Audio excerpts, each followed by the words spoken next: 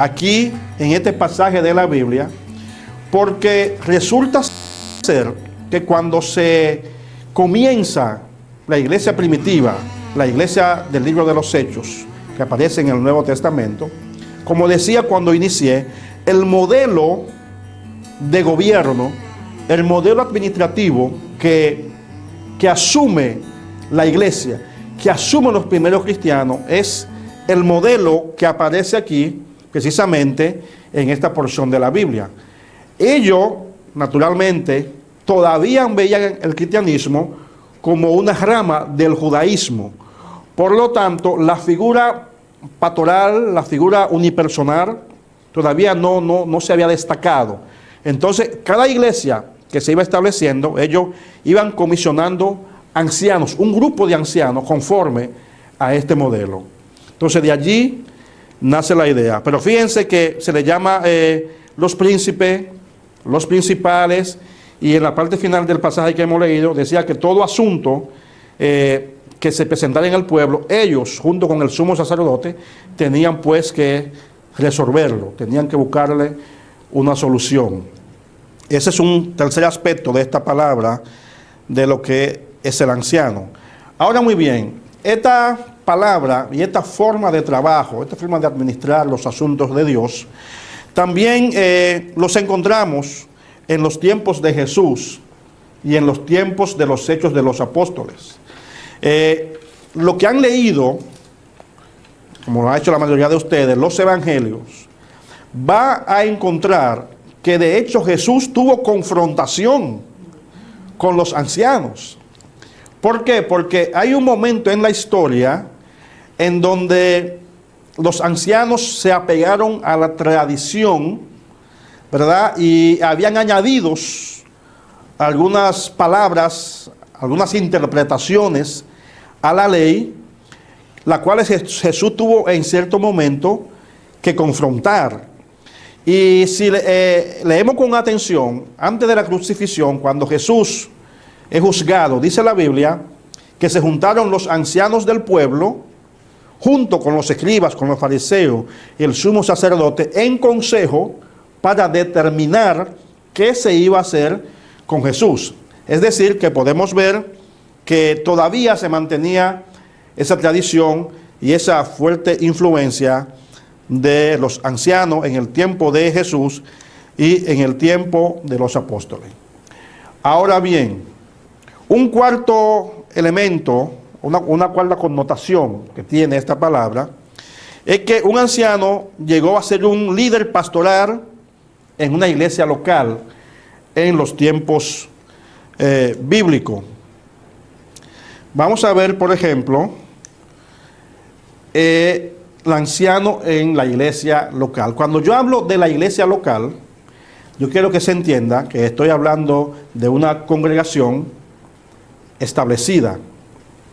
En los tiempos bíblicos, las congregaciones se establecían normalmente por ciudades. La Biblia nos enseña que los primeros misioneros que salieron, llegaban a una ciudad, establecían iglesia, establecían un punto de predicación, como decimos comúnmente, o un grupo celular, podríamos decir, hacían un contacto evangelístico, allí se formaba un núcleo de creyentes, se duraba un tiempo, esos misioneros duraban un tiempo allí, enseñando la palabra, guiando a esas personas, y cuando llegaba el momento de partir, pues entonces ellos buscaban de esos discípulos, de esas personas que habían aceptado el evangelio y que habían estado en las enseñanzas durante el tiempo que estaban ahí. Cuando yo hablo de tiempo, no me estoy refiriendo a meses, a veces años. Hubo lugares en donde el apóstol Pablo llegó con su grupo evangelístico, con su grupo de misiones, y establecieron una iglesia, y allí se quedaron 1 año, 2 años, 3 años, de acuerdo a la necesidad que ellos veían. Y durante ese tiempo no se dedicaban solamente a la evangelización, sino también a la preparación, a la capacitación, porque ellos entendían que después tenían que continuar hacia otro lugar, pero alguien tenía que tomar la dirección de la iglesia local, de lo que se había levantado, se había hecho allí.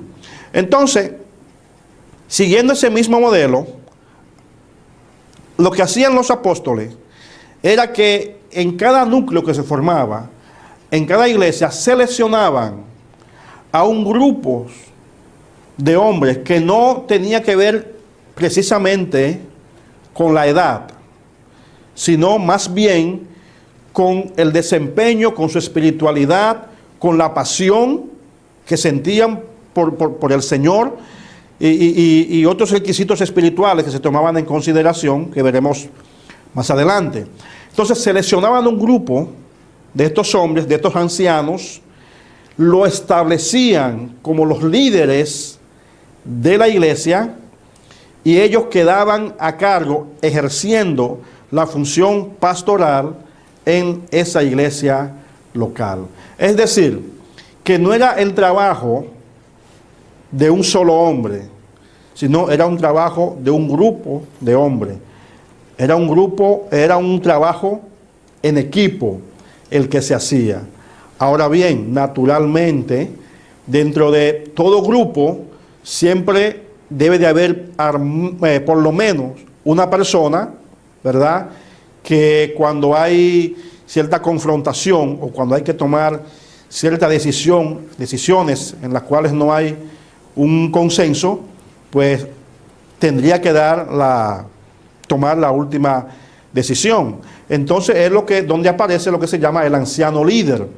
Es decir, dentro del grupo de ancianos hay uno que es reconocido como el anciano mayor o como el anciano líder. Es aquel que cuando había un desacuerdo, pues entonces él mediaba, reconciliaba a los mismos ancianos y tomaba la última decisión. Pero lo que quiero mostrarles a través de este estudio, de esta lección en esta noche, es que la figura que aparece ejerciendo en la iglesia primitiva la función pastoral es la figura del anciano. Ahora bien, es importante que nosotros entendamos esto porque ya en nuestro tiempo la figura del anciano ha cambiado, ha variado. Si hemos analizado bien, el anciano o los ancianos eran los pastores de la iglesia, era el equipo pastoral de la iglesia. Pues en estos tiempos, dentro de las variaciones transformaciones que ha ido sufriendo la iglesia a través del tiempo, vamos a ver que hay un grupo de personas, generalmente en las iglesias locales, llamados ancianos, pero que a veces no están realmente ni siquiera ellos mismos conscientes de cuál es su función, de cuál es su trabajo. Es más, de hecho, no saben la amplitud del término según la Biblia. Son nombrados ancianos a veces por su edad, a veces por su fidelidad, por muchísimas razones, pero son como una especie de grupo de adorno o grupo que están llenando un espacio sin ejercer ninguna función. Pero la Biblia, vuelvo y repito, enseña que los ancianos eran el equipo pastoral de la iglesia. Era una función, había una función que había que hacer. ¿Se entiende eso? Muy bien, perfecto.